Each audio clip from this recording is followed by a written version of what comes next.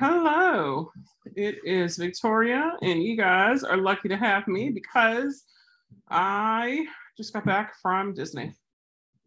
We went to Epcot today to celebrate Luke's birthday, and we went with Rachel. Rich stayed home because he got tendonitis in his ankle, and so that would have been way too much walking. So it was me and Luke and Rachel and Rick and Tara and Cheyenne and Albert. And we got to go, and it was super awesome. And Albert did great, and it was fun. But we literally just got home maybe 15 minutes ago. So yeah, it was quick.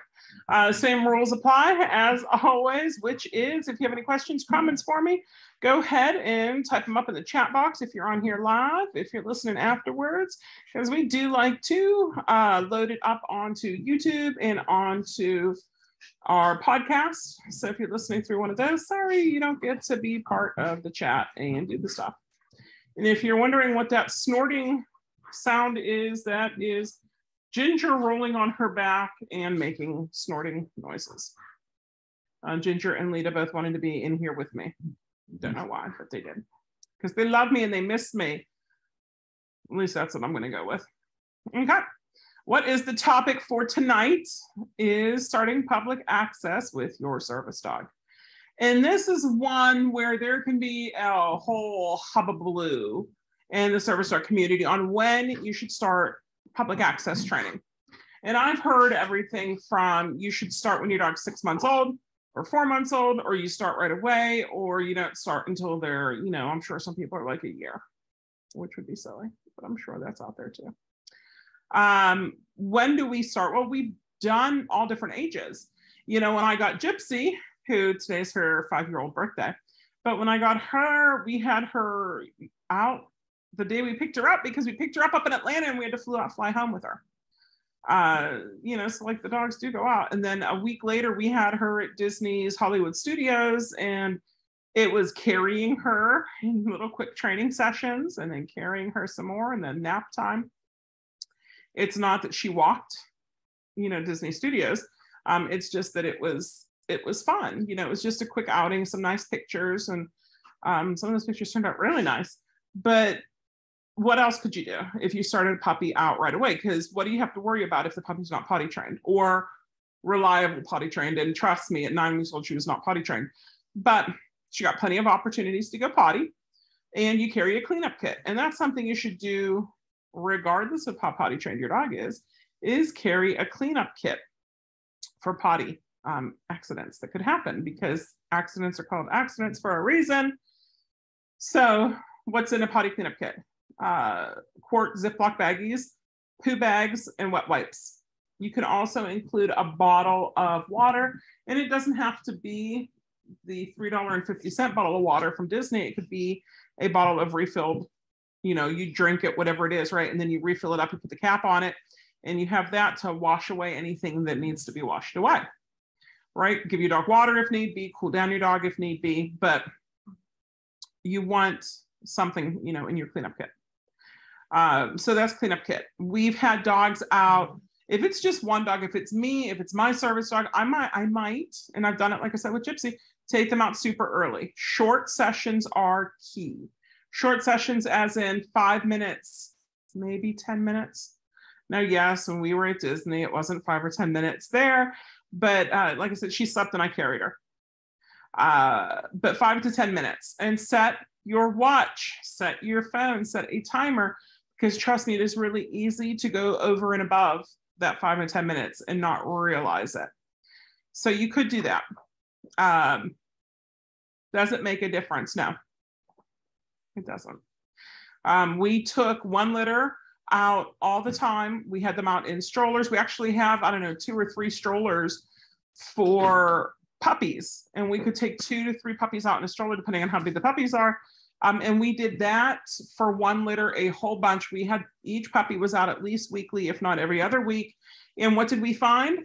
We found that once the puppies, because they could ride in there and be all okay, but once they were actually walking it, it was totally different. So all that exposure that we did, all that time, because don't forget, guys, it's not just taking the puppy out and doing an outing, it's prepping the puppy for that outing. It's pottying the puppy while you're out on that outing. It's worrying about germs and wiping off puppy feet if you do put them down to go potty while you're out. It's getting the puppy back and the puppy's now tired, so you can't really necessarily do a play session.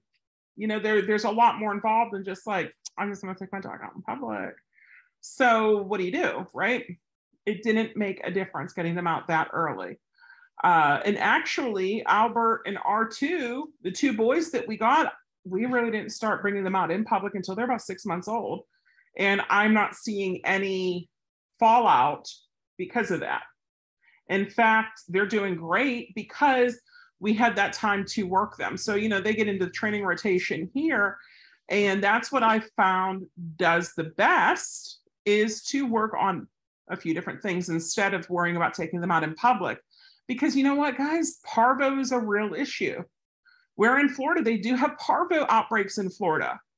They do have Bordetella, what is that? Kennel cough outbreaks. They'll have canine influenza outbreaks. And especially parvo is really, really, really bad. You know, so you don't want those. And until your dog is fully vaccinated, 4 months-ish, they're not fully protected from it, right? And then it might even take a little bit longer. If you get them done at 4 months old, it might be like another week or two.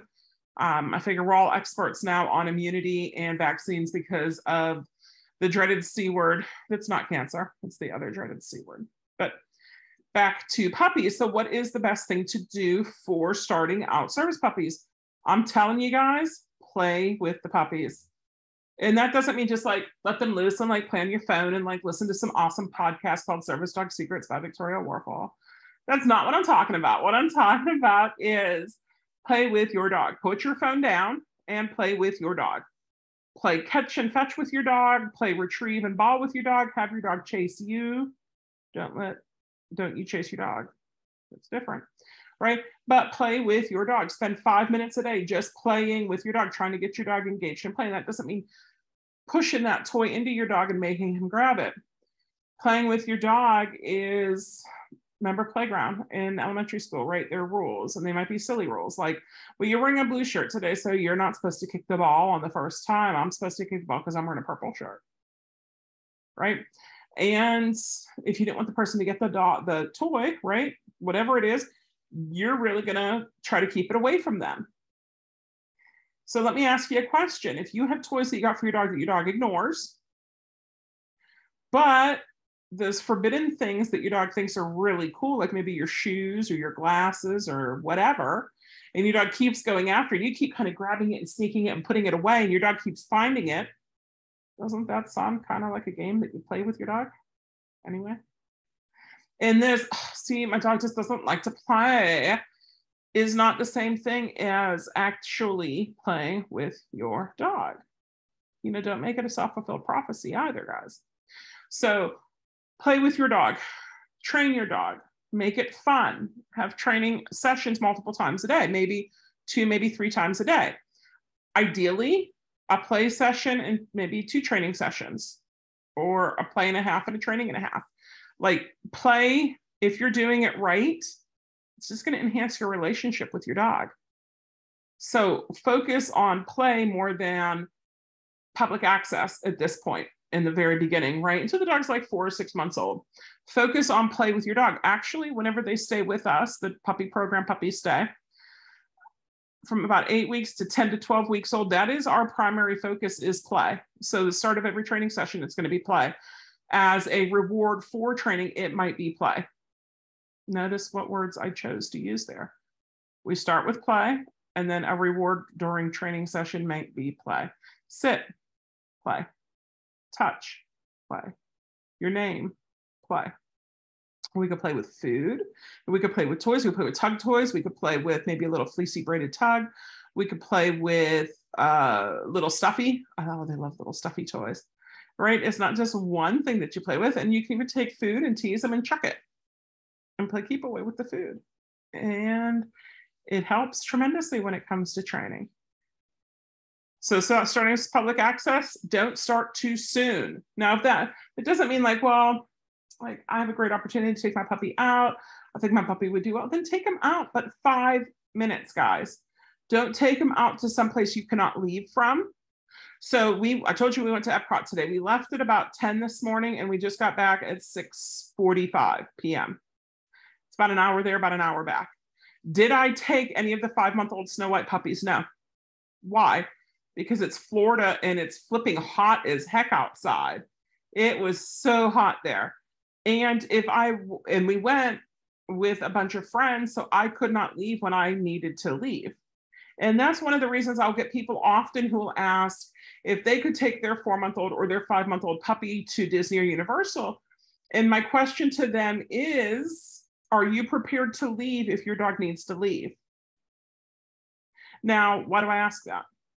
Because people who travel distance to get here to pick up their puppy, they want to go to the parks, and I don't blame them. That's one of the draws of Central Florida and why, tickets are pretty cheap to fly down to Central Florida, is because of the parks, right? So we take advantage, we use it as much as possible, but we do have limitations on what we do. For example, if the dog needs to go, we go. If we get there and it's too much and the dog needs to go, we go. If it's too hot, we don't go. If it's too hot, maybe we'll go early in the morning, maybe we'll go late at night. But if the dog needs to go, we are gone. There's none of this, but I want to do one more ride. There's none of this. Well, he's fine. I'm good. And we used to do, maybe you guys remember this. We used to do outings where we would go to Disney, and it would be me and one of my trainers, and we would have my service dog and the client service dog, and we would go because it's nice to have a dog who's done it before, right? That makes it really nice to have that role model for the first timers, for the theme park virgins, for the dogs, right? First timers, have a dog that they know, have a dog that they can, kind of follow the lead of. It makes it so much easier. So we would do those, and we would do 3 days, 2 nights. We'd hit all 4 of the Disney parks. What we do, we'd go in the morning, we'd come back to the hotel room at afternoon time for a nap, and we go back in the evening. And it worked out really, really well with the dogs. Now, there were times that we just went on our own, me and my trainer and the dogs, or a whole group of my trainers, because we had a whole bunch of dogs to work and it was going to be fun. Or there were times that the client joined us. Now, if the client joined us, we tried to stay in the same Disney resort as them. And a couple times we were able to, and a couple times we weren't able to. If we were able to, it was a lot easier. If we weren't able to, we tried, but we would doggy sit if need be. So like I said, oftentimes the people wanted to go and go really have a lot of fun. So I will, drop your dog off. I'll babysit them tonight so you can go and have some fun and not have to worry about your puppy, because your dog, no matter what their age is done. The parks are a lot, especially for a dog who's not used to it. We brought Albert, who everyone thinks is this really high energy dog, and he did fine. But there were times he was dragging a little bit. He was done. So he got plenty of rest opportunities, plenty of water breaks, plenty of let's pour some water on him and get him to have some ice and to just chill out, because it's a lot. And now, would that be fair? Albert's just about a year old. Would that be fair for a 5-month-old puppy? No, that's not fair. It's not fair at all. What's easier for a 5-month-old puppy, honestly, is Universal, because we can park and valet, right? So we go up, we're in City Walk. If the dog's doing good, we can go one of the parks, even if we just go in and do Seuss and leave. Puppy got some experience, some exposure, and it's not a lot of walking. And if, depending on the weight of the puppy, I can put him on my lap while I'm in the wheelchair. So for that, it's a lot easier. Right now, what if this was your vacation? You've always wanted to do Universal and check out both Harry Potter worlds and the train. And I tell you, we're going in and we're doing Seuss, one ride, and we're out. What? That's why it's like I said, it's easier for me to take the dog. You do yours, let me do the dog. So what else could you do? Starting public access with your service dog. Where do you start? Where are you going to start if you're going to do public access? Well, some states allow service dogs in training the same accessibility as fully trained service dogs, but that's not every state, and that is by state. That is not by ADA. If you have a service dog in training, it is covered by the individual states. So if you have Florida, we get the same accessibility, which is one of the reasons why we live in Florida. But other states aren't, or other states it's only if it's a guide dog, or only if you're working with a professional trainer, or only if blah, blah, blah, right? There's all sorts of different stipulations. Now, not because, I don't think really because of anything. I just think it probably hasn't got through legislature. Like, I'm sure there's a whole bunch of weird laws on the books just because nobody's done anything about them. So where could you go regardless of which state you live? Well, there are plenty of pet-friendly locations out there. Having said that, don't go to pet-heavy locations. No dog parks, no pet stores where there are heavy pet stores, right? Like no PetSmart, no Petco with your puppies. Why? Because the dogs are crazy out of control, not jobs. Sorry, Charlie, call them like I see them. Where could you go? Well, I live in the boonies here. We got a pet store up at Brownwood that doesn't always have a lot of dogs in it. We could go there. We could go to Tractor Supply. You could go to Lowe's or Home Depot. If you don't know, that's what Google's for. You just Google pet-friendly stores in your city, state, or pet-friendly stores near me, or just pet-friendly stores. For example, I believe Best Buy and Michael's are pet-friendly. Usually how you can tell the difference is if they are, if they sell food, they cannot be pet-friendly, which confuses me because Michael's and Best Buy both have their little candy aisle, so maybe that doesn't count. I don't know. But ask whenever you go out, or you know what, there's a funky little thing called a phone, and you can call them up, or you can email the store, maybe email corporate and say, hey, I am training up a service dog. I would love to be able to take my dog into your store for starting their public access training. Is that okay? And if you get especially, I love written confirmation, right? Much more than phone call. But you could drop a letter off, you can email, you can call. I would always follow it up with an email or a a paper letter. You know, if you call up and you say, hey, Michael's, who's your manager? Oh, Billy Bob. Okay, well, can I talk to Billy Bob or leave a message? Okay. Hey, Billy Bob, my name is Vicky, and I'm training up a service dog. And I would love to be able to train my dog in your store because your store is the greatest. And I think it'd be great to be able to bring my service dog in training in there. Now, what things are going to help you out? He is a 6-month-old golden retriever, and here's his Instagram, here's his TikTok. You know, you can add all that stuff in there, guys. And then if the person looks at it and sees it and he says, gosh, look at how great this dog's looking, you know, and you can even say, like, we're active on Instagram, we're active on TikTok. So when we're in there, you know, like, we'll do some training, and it's not just, what is public access training? It's not just getting the dog in the stores, right? That's not public access training. It's how does the dog act in the stores? Can the dog task while in the stores? How does the dog handle crowds? How does the dog handle the merchandise? Is the dog jumping up into the meat case at the grocery store to sniff everything? Like, it shouldn't be. That should never, ever happen, but it does, right? So if you have video of this, and if, Billy Bob there and Michael's manager is going to look at it and say, this would be great. Like, I would love to meet you and your dog. And you can even open that up. Like, I'd love to bring my dog in to meet you so you can see, you know, where my dog's at in the training, how my dog's doing. You know, do you have a day and time that would work out well? And here I'm going to give you a tip. I love this marketing stuff. I've been following and doing some marketing stuff. And instead of asking, like, what questions do you have for me, like I do, what 2 questions do you have for me? Or what are the top 2 questions? Or what can you do in this situation to Billy Bob? We're available this week and we're available next week. Which day works best for you for me to bring Fluffy the dog in to meet, to see if you'll allow this dog into your store? Right, so you can. So there's that. What else? There's places like libraries, right? Quiet areas. And those are always really good too.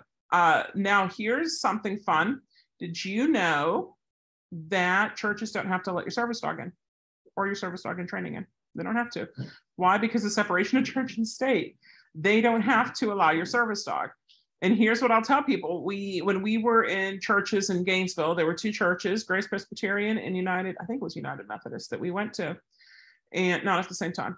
And we asked the pastor, this is what we did, is we asked the pastor if we could bring my service dog in, or, the dogs that we're training in. And they thought it was the greatest idea ever. Now, what would happen if I asked, because now we're out here, we've been out here, we don't have a church yet, and we'd like to, and as things are kind of settling, not really, it's one thing we want to look into a little bit more. So am I going to go without the service dog the first time? Probably. Or what's the other option? I could call up the pastor or email the pastor if I can find that, and do the same thing, right? Contact them and say, hey, my name is Victoria Warfel. I'm a professional dog trainer. I do have a service dog and a disability. I would like to be able to bring my service dog and potentially the service dogs that we're training into church, but it would start with just my service dog.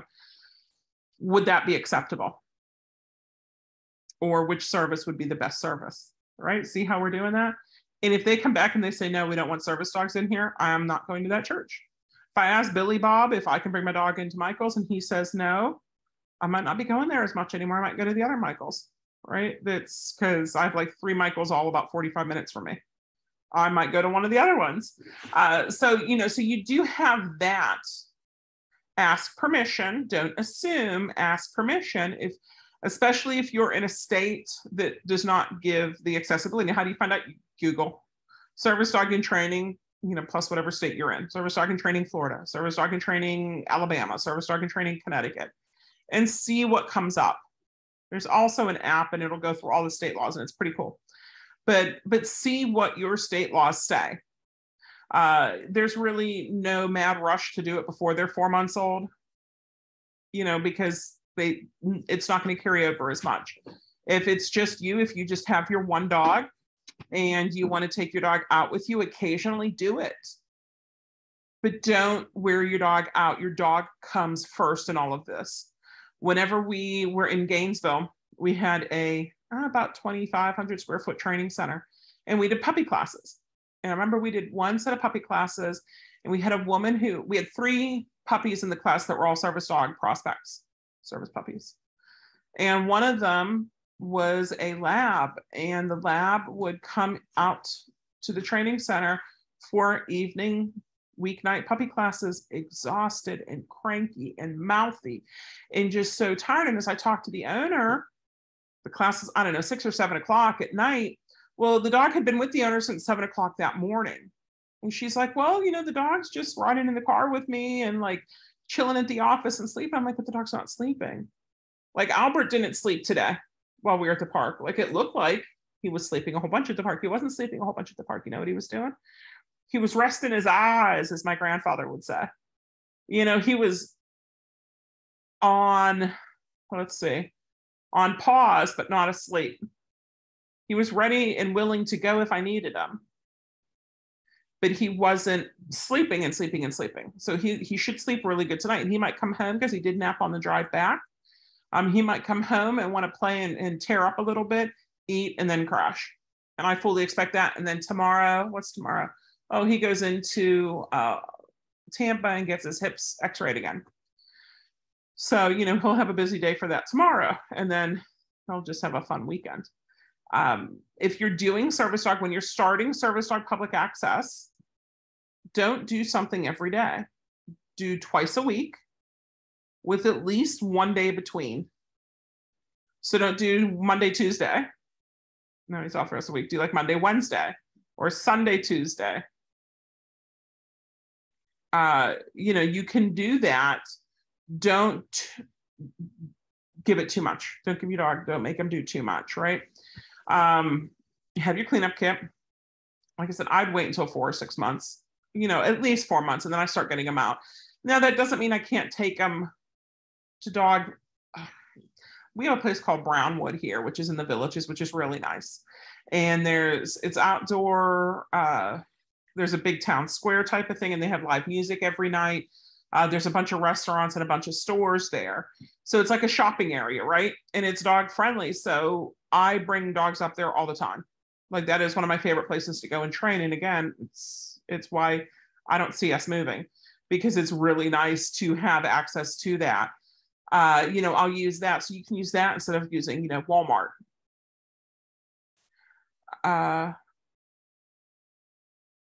Here we've got a couple comments.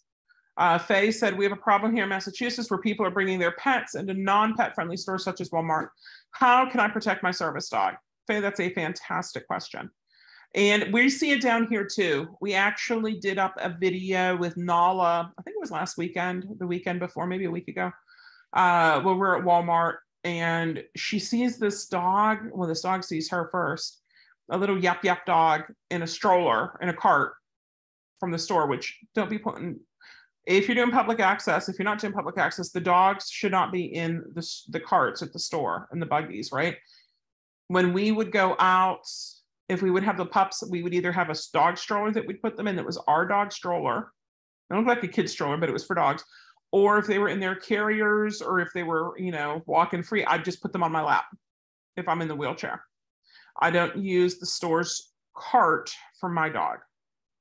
So we would do, so this dog sees Nala 3 times and starts barking. The woman finally shoves the dog into the bag and zips it up.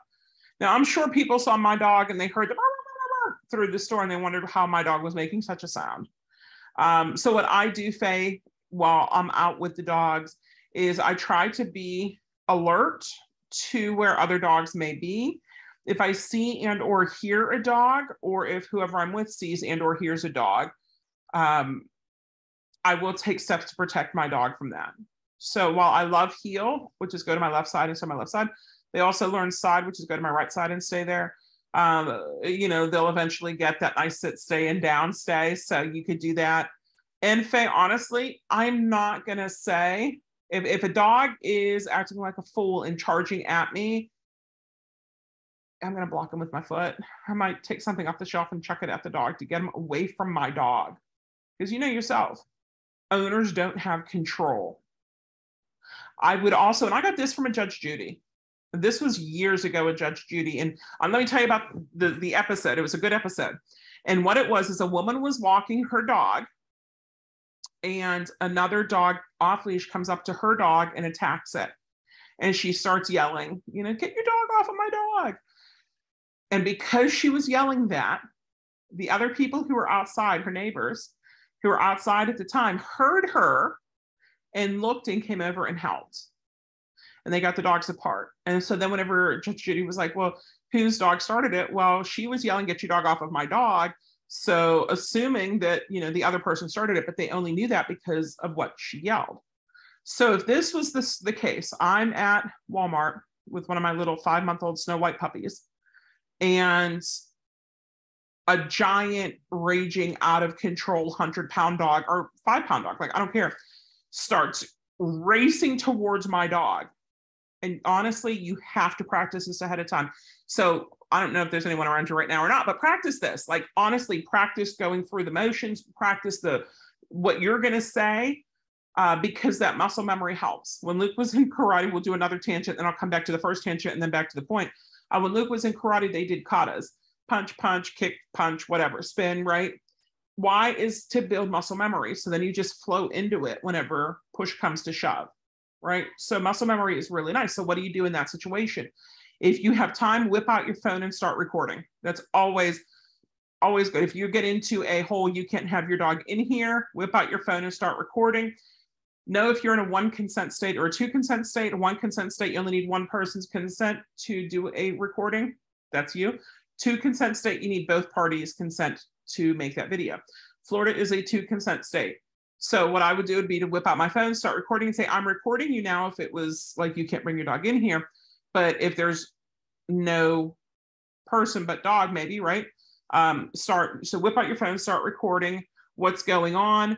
Or, you can say, stop, get your dog out of here. Your dog is attacking my dog. Your dog is approaching my dog. Stop, get your pet, get your dog, get your mutt, get whatever away from my dog, right? So like, stop, get away, do that. Get that, and that'll get people's attention. And then what was going on? Well, I don't know, but I heard her yelling, get your dog away.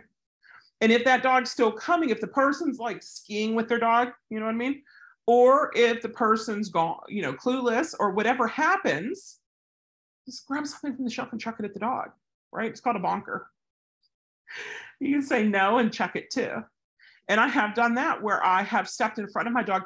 No, go away. Very forceful to get the other person's dog away. You have to protect your dog. This is not only your dog, this is your service dog.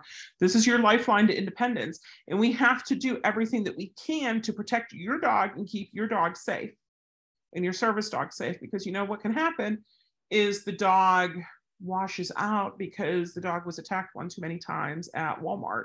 And that's not good either.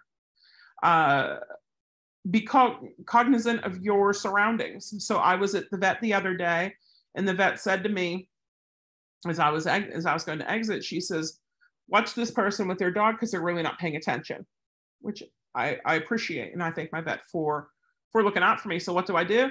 I moved the dog to the other side, held the dog by the collar, and we just walked out. I didn't even give the dog any leash. I just held my dog by the collar and we walked, because I have to protect my dog and put my dog on the other side if need be, but watch for things.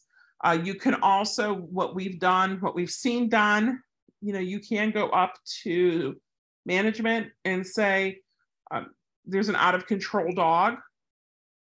I don't know why it's in this store. When we were at Universal one time, we had, at least 10 dogs, 10 teams with us, 10 service dog teams. And there was an out of control dog pulling, barking, lunging towards any of our dogs when he would see any of our dogs. Or she, I don't know what it was. And after the dog went by acting like a fool, and we moved our dogs off to the side behind us so the dog couldn't get to them, I saw a cast member and a Universal employee. And I said, hey, there's a woman, and I gave the description of the dog. And I said, the dog is out of control, barking and lunging aggressively at our dogs. And her response was, oh. I said, you're not going to do anything about it? She says, nope, there's nothing we can do about it once they come into the park. And I said, oh. I said, then I'm giving you fair warning now that if the dog does attack any of my dogs, we'll go after, because, I had coordinated the whole group. So technically they're all my dogs, right? I said, we will go after Universal because you were forewarned that this dog, who I don't care how they answered the questions, the two questions that can be asked, is that a service dog required because of a disability? And what task or work has the dog been trained to perform? I don't care how they answered it. If the dog is out of control, if the dog has potty issues or barking and lunging at people, or just generally disruptive and out of control, not generally, but super disruptive and out of control, they can be asked to leave the establishment. But Universal didn't want to do that. So I told them, I said, if the dog does, I will come back and, we will sue Universal because you were aware of it. She's like, oh, okay. And that was it. Of course, the dog didn't. But, when we met up afterwards, we all had issues with that dog. And I think it's something now, is that a fake or service dog? I don't know. Maybe it's just a service dog having a really bad day. Maybe the pets that we're seeing in the stores that we all look at each other and we're like, faker. Because, the dog's sitting on the table eating morsels of food from the woman's hand during dinner. Come on.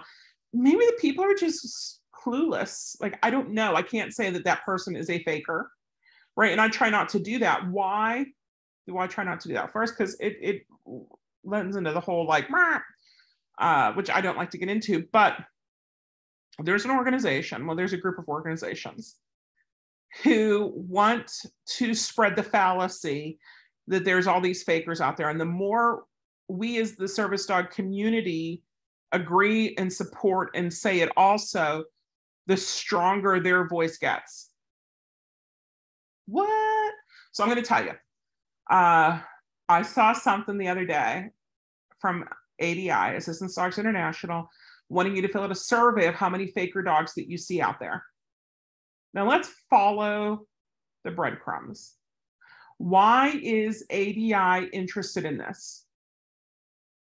Why would Assistance Dog International be interested in faker / owner train? Because let's think about this. Backtrack back here. Why would they be interested in it? Could they be trying to get legislation passed maybe now, maybe in the future, saying that the only real service dogs who come out should be dogs from Assistance Dogs International, because based on their survey here of their Assistance Dogs International people and of people who had real legit service dogs, there's all these fakers out there. So what can we do? We must police service dogs so there's no fakers that are giving people a hard time. I'm going to let that sink in for a second for you.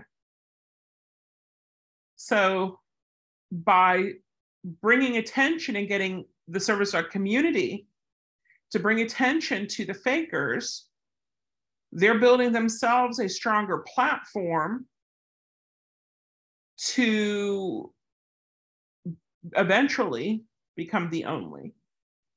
And that to me can be a little bit scary, because there's some stuff going on with ADI I really don't like, and they need to change. Hope, why was Hope founded? Hope was founded in part in case we wanted to join ADI in the future, you need to be a nonprofit. However, I don't know if I want to, and we have the ability to, but I don't know if I want to. So far, I haven't wanted to, because there's some things I don't like. I want to be able to use any tool out there if it's the right tool for the dog at the moment. And I don't want to have to be told that I cannot use this tool because it's a tool of the devil, whenever it clearly is not. Nor do I want to join an organization that has ulterior motives and toots their own way of doing it as if it's their way or a faker. Okay. Here, Caitlin adds in, there's a pet corrector spray too that's basically a loud air horn. It does no harm but can stop them in their tracks. I think I can clip on a belt. Caitlin, you know I love you, girl. This is the greatest because I love Pet Corrector and Pet Convincer. So both of them.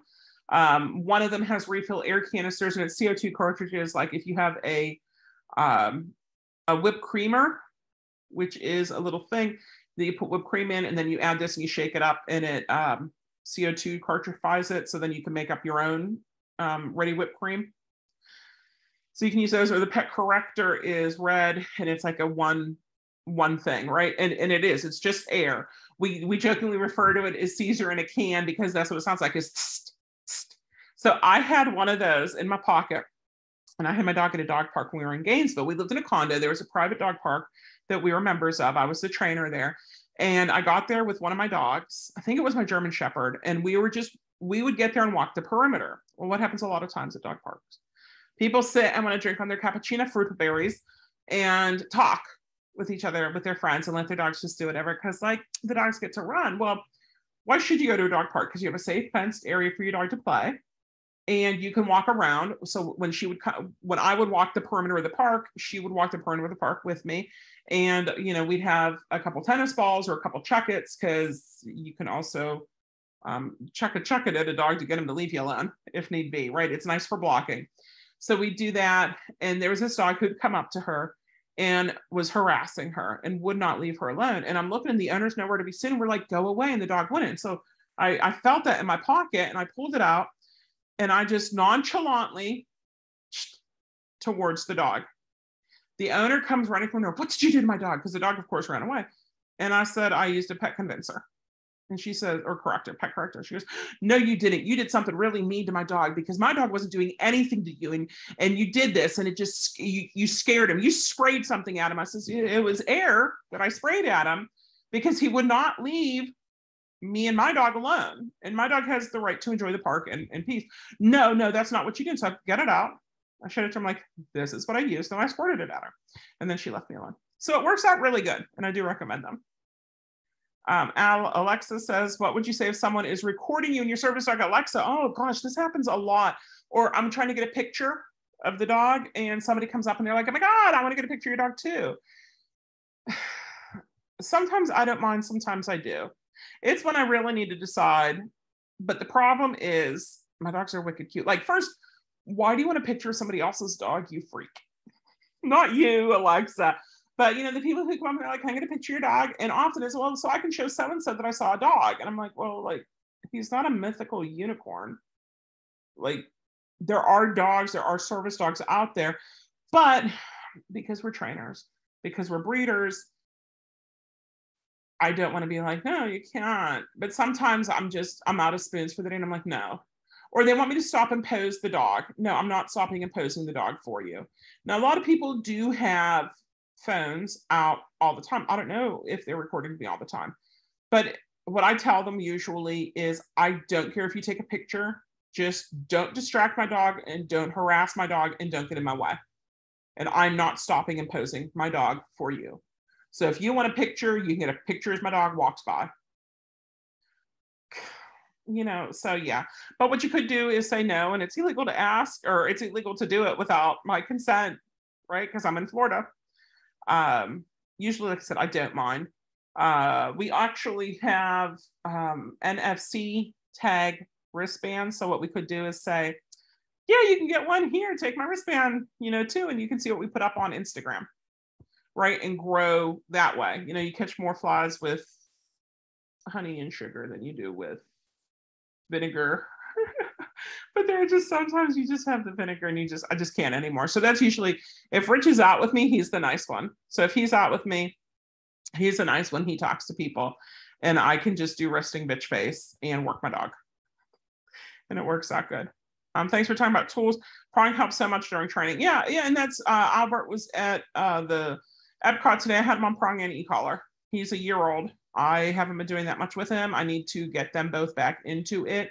And he did really good, but it was also really, really hot. And so we'll use. Now, does that mean that I want prong for attention? No, it means I have EDS, I have Ehlers Danlos, and my joints will hurt if he would have been on a flat or on a martingale. Like, tools have purpose, tools have meaning.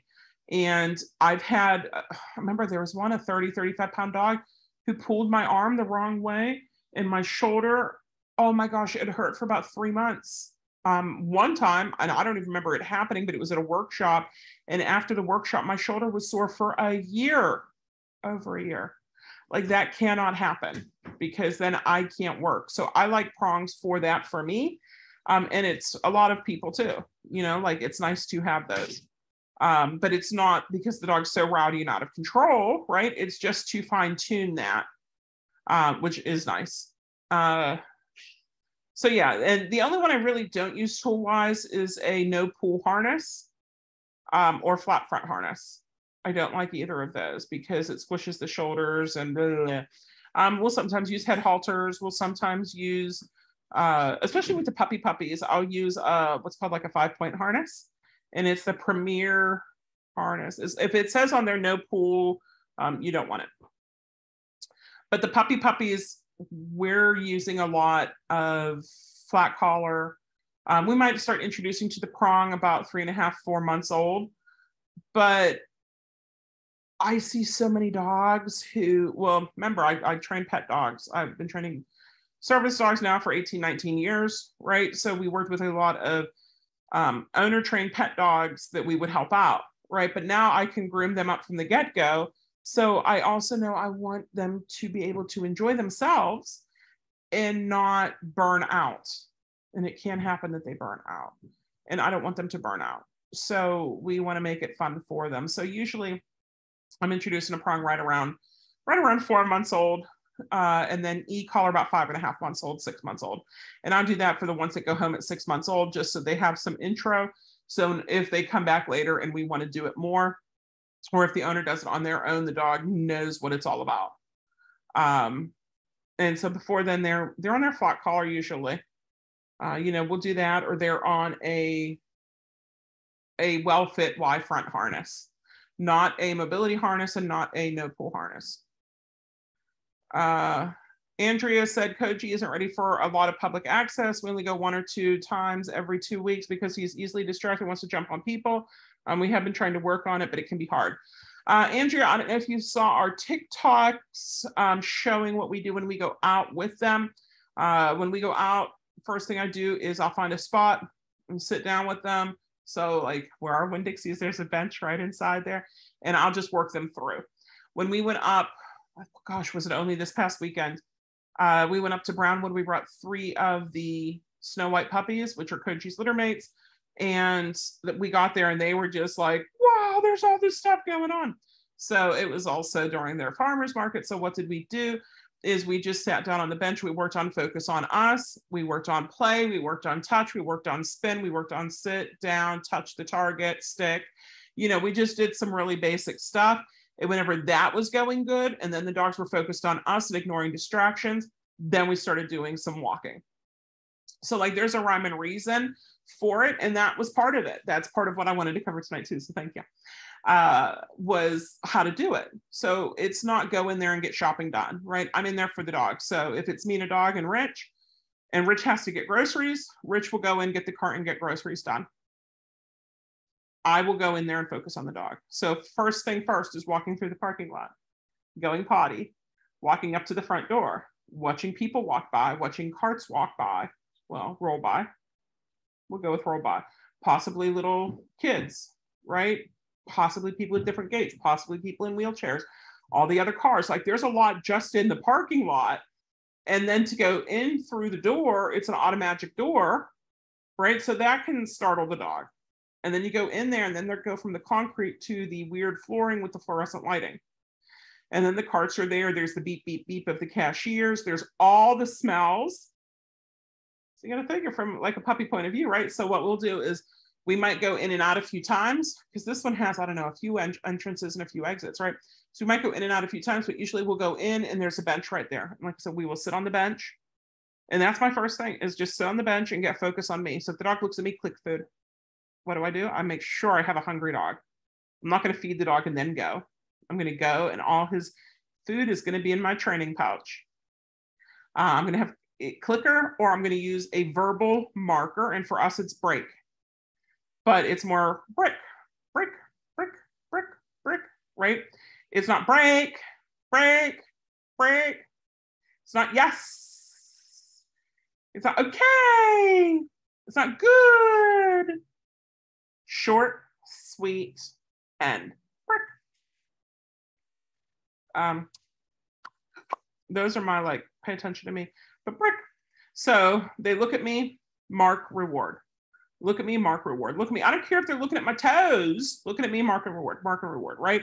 Pretty soon the dog will be sitting there gazing up at you adoringly, especially if we've done what we needed to do first, which is work on play, work on engagement, work on training, sit down, touch, stand, spin, twirl, anything, right? Like stupid pet tricks is super for the service dogs because a lot of that can be foundations for tasks or service dog skills. For example, we do spin and twist. Spin, twist is the other way. If we teach one direction, one way, we want to teach the other also.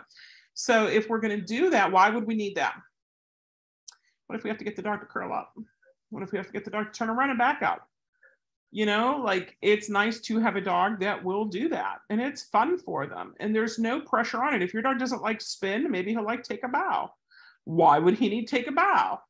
Well, what if you're doing something and you need him to take a bow? What if it's going to be to greet people who maybe you want him to say hi to at some point? Maybe it's to help stretch his back out. This is the real one. So he can be all he can be and do the best he can, right? So there's all different reasons that you want to roll over.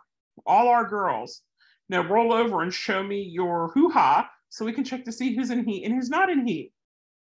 You know, so we have that. So we'll do those and the pressure is off, right? So we'll work them a little bit. And sometimes, and don't forget, we set our watch already. We got 5 minutes, maybe 10 minutes, but 5 minutes. And so we'll work on getting attention on me. And if the dog is easily distracted, then maybe we need to take the focus stuff at home. So what are some focus things? The box work is really good. Just sit there with him and click and toss food over to the left. And he goes over there, he gets the food. When he's done, he's come back and he looks at you. Click and toss food to the right. And he goes over and he gets it and he comes back to you. Click and toss food behind him. He goes over, he gets it, he comes back to you, right? Anytime eyes are on you, it's just silent training, click and food. But we want to make sure that we're giving the dog our attention, just like they're giving us their attention. So I don't do this usually while I'm on the phone. Well, I could do it while I'm on the phone, but I won't do it while I'm like playing on TikTok or Facebook or whatever, right? But you could listen to a podcast and do it, or you could put music on and do it, right? Because then it's funner and it's not like, oh my God, the dog's not looking at me. If the dog's not looking at you, go to a less busy environment, go to the bathroom, put a bowl of food and a clicker up by the toilet. Every time you go to the bathroom, you got training time with your dog. Don't play with your phone, play with your dog. But you've got that, right? And then if the dog's doing good with the focus, and then you can add in the silly pet tricks, you can add in, the touch, the sit, the down, right? That's all doing good. And I'm sitting. If I want to get up, I can get up and walk some. Maybe it's a lowered heel. Maybe it's oh, look, the dog happened to find my left side. So I'm going to click and reward or mark and reward in room service and keep going. But it's baby steps at first. So if jumping up on people, then he doesn't get to greet people. They don't get to greet people if they're jumping. They only get to greet people if they're ignoring people. So I don't do greetings until I have my dog's full focus and we've done some walking stuff. And it might be, like I said, come find heel, click, drop some food, take a step and wait him out. When he's done, come and find heel again, because remember, looking at me pays. Click, drop food behind him a little bit, take a step to the side. When he's done eating and he finds that heel again, click, drop food. And then as he's doing it well, I'm going to start naming it. And after he's done, when he's walking into heel, I might say heel, or while he's in heel and before I click, I'm going to say heel, click, food. With that pause, don't do heel, click, food all at the same time. And a lot of people will do that. Don't do it. You want that pause between them. But yeah, if he's focused on me fully and somebody comes up and they're like, oh my God, I'm going to be your dog. I'm going to be like, hold on. Hey, dog. Do you want to say hi? And if the dog goes over to say hi, that's fine. If the dog does not, no. And I'll tell you what happened up at Brownwood. Is a whole bunch of people are coming up to us right when we get there, and we're trying to get the dogs focused on us, and we're working on this. And it was a bit of a struggle, Andrew. Like, I get it. And it can be hard because they are puppies. They're 5-month-old crotch goblins sometimes, not my crotch, but you guys is all 3 of you. And people are coming up and wanting to pet them. And we said, no, they're in training. No, they're in training. No, they're in training. And this woman comes up with her hand as a fist, and like starts sticking it in the dog that I had, starts sticking it in his face. And I says, no, he's working. And she says, well, I was just saying hello. I said, and he's working. And you shouldn't be sticking your hand in a stranger dog's face. Like, you don't know who I am. You know who my dog is. And she said, well, I asked first. No, you were asking while your fist was moving. You didn't ask, wait for me to respond and do it. And I said, you still shouldn't put your hand in a stranger dog's face.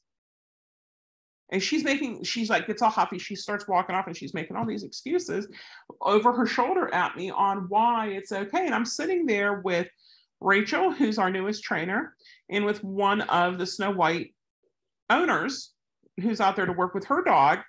And I said, and this is what you have to put up with sometimes, is you're going to get entitled people who think that because you happen to bring a dog out in public, that dog is there for their enjoyment and entertainment. And it's not. Now, we were able to, after we got the dog's attention, dogs were doing good. We did some training. Of course, we did some pictures because we always do some pictures.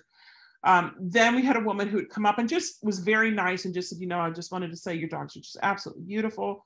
Are they related? And we said, yeah, they're litter mates. And she's like, that's just great. And I said, hey, would you like to help us train them? She's like, well, what do you need? I said, all I need you to do is pet them if they come up to you. And she goes, oh, I could do that. So we said to the dog, hey dog, do you want to go say hi? And the dog, one of them went over, and then the other one saw them. The third one was like, wait a minute, we're getting pets, and went over. So depending on what's going on, you could say like, hey, if the dog jumps up, stop giving them attention. Now, I usually don't ask strangers to do this because that's a lot. I will take care of it though. And we've actually had, oh my gosh, we were at Winn-Dixie because we do a lot down here at Winn-Dixie. We're at Winn-Dixie, and a woman comes over to see if the dog could say hi. Well, the dog didn't want to say hi. So if the dog doesn't move forward, the dog doesn't say hi. She doesn't say hi. There's none of this, well, it's okay, I'm just going to reach over and say hi to the dog. No. If the dog doesn't come to you, there's no greeting. And so she's saying, and I've heard it before too, sit, sit, sit, sit. And she goes, the dog won't sit. We kind of look at her, and I said, why should the dog sit for you? You're a random stranger. Like, the dog doesn't want to do, like, greet you anyway. Or if the dog's standing there, that's fine. They don't have to sit at this point. But the dog's not going to listen to a rando who comes up off the street and tells them to do something. Like, that's not what we train our dogs for. You could say it's whoever's holding the leash, while they're on a leash. And if not, it's that person they have a relationship with.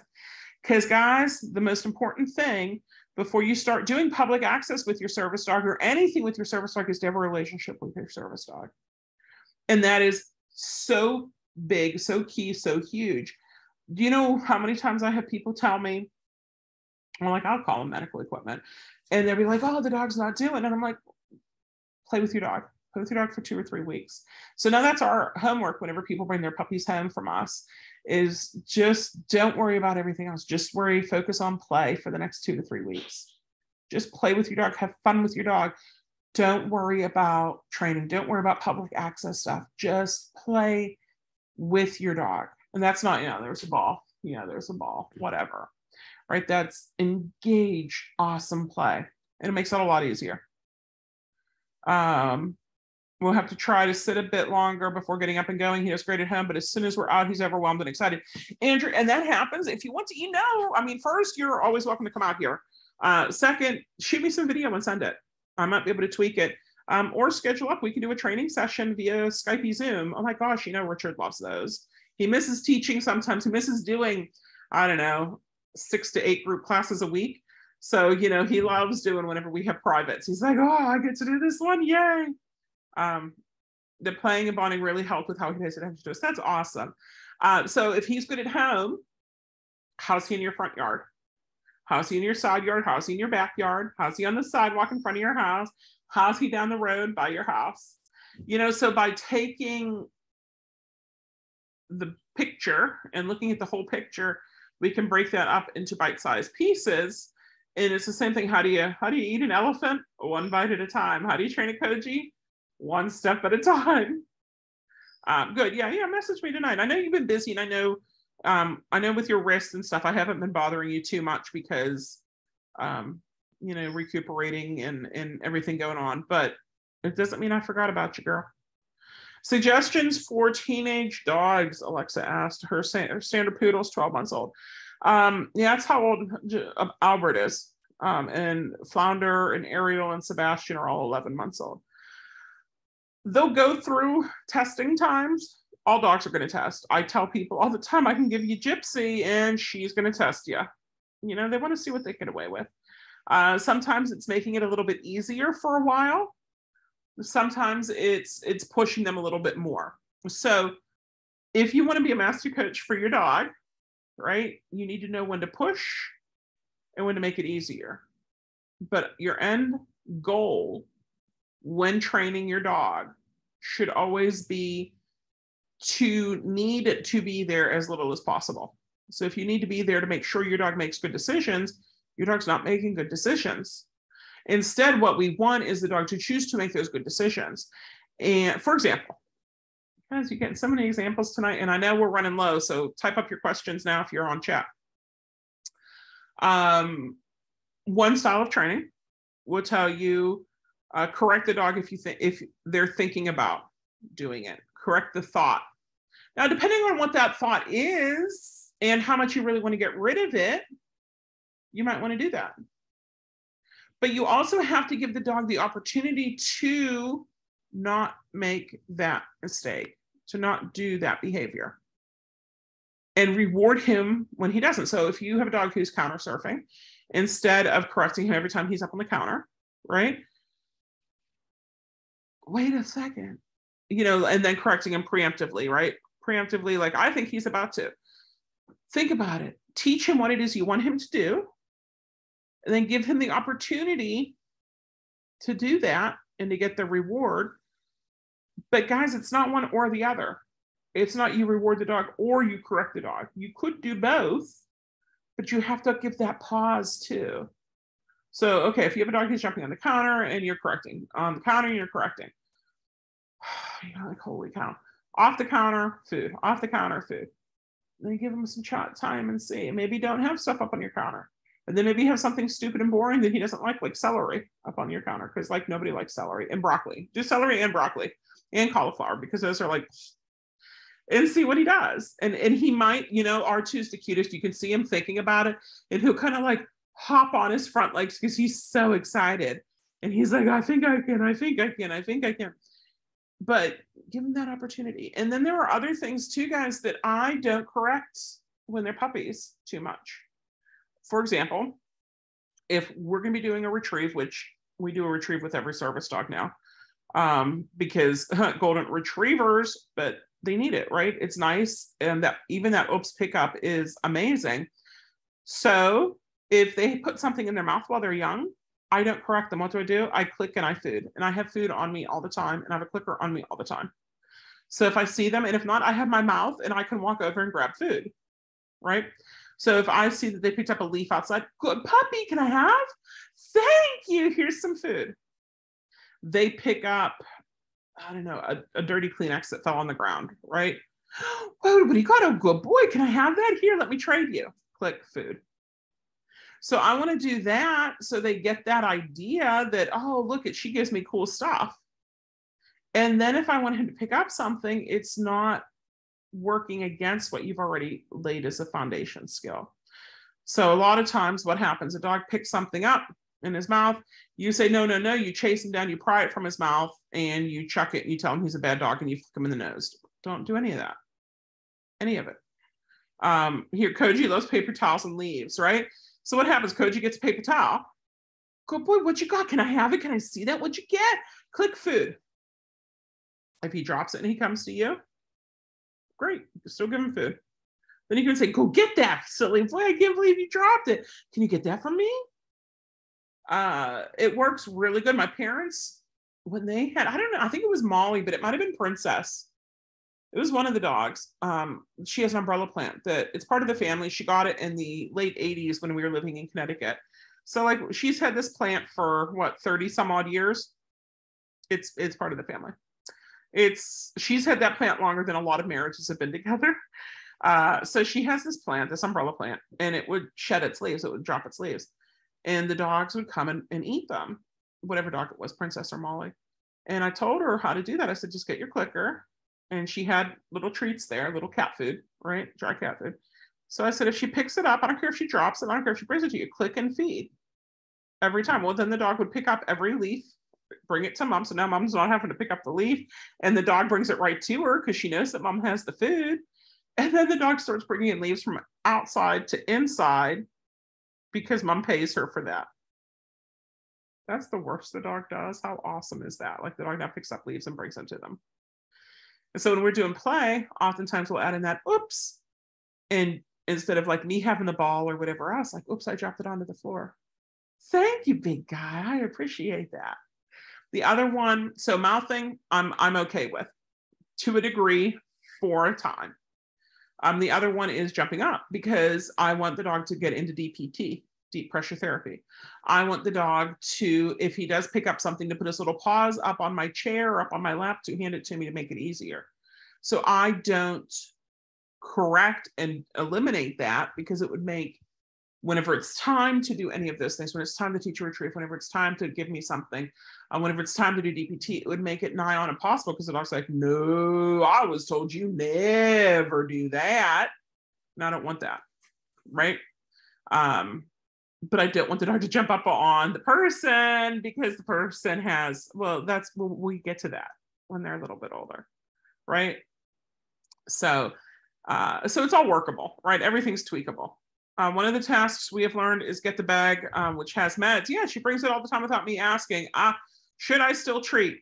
So Alexa, she's a year old. She knows it. If she brings it to you without you asking, you can be like, well, thank you. What a good girl. But I didn't ask for it. And then kind of set a timer so you don't forget. Maybe 2 minutes later, maybe 5 minutes later, it's you've already put it back and you can be like, can you get it for me? And so if you only pay when you ask, pretty soon she'll figure that out.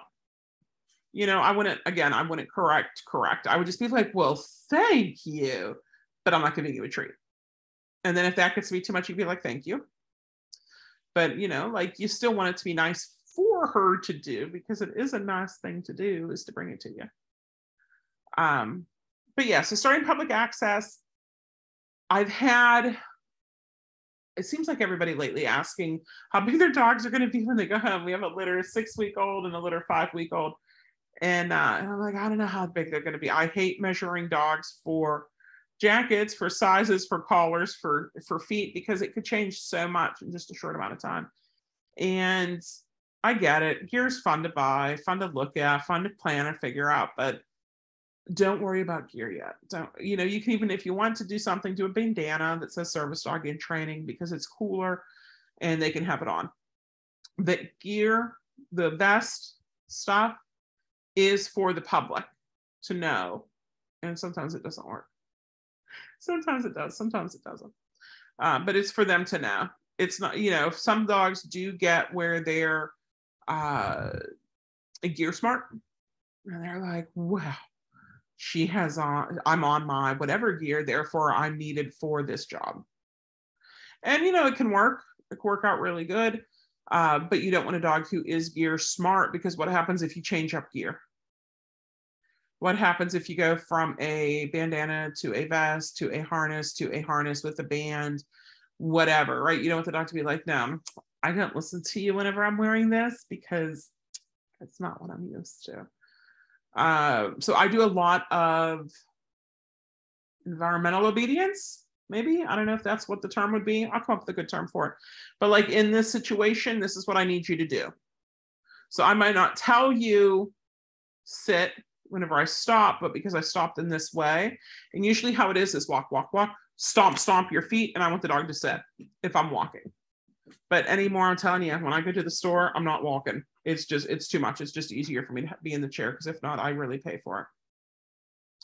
Okay, that looks like all the questions that we have. So when to start is when it works for you. Like I said, 4 months, 6 months, I think those are great times to start. I don't like to do it too much before then, just because your time would be better spent building that relationship, doing play with the dog, and doing some easy, fun training versus public access. But you also don't want to put it off forever. Albert, I think, was 6 months. R2, same thing, just about 6 months old before their first public access outings. And, you know, they're doing really nice. But we've spent a lot of time working with them. Our next webinar, today's 8/11, it's going to be 8/22. It's on box work. We had requests for that. And then if you guys have any requests for what you want us to do for the future for webinars, let me know. We're aiming on 2 a month, because we also have the board meeting. And then I do puppy stuff for the people who are in our puppy programs. And I think I'm done, because I'm really tired right now. And that sugar rush I got from the sweet tea on the way home, I think just wore off. So I will talk to you guys later on. Yay for box work. Thank you, Andrea. And I will talk to y'all.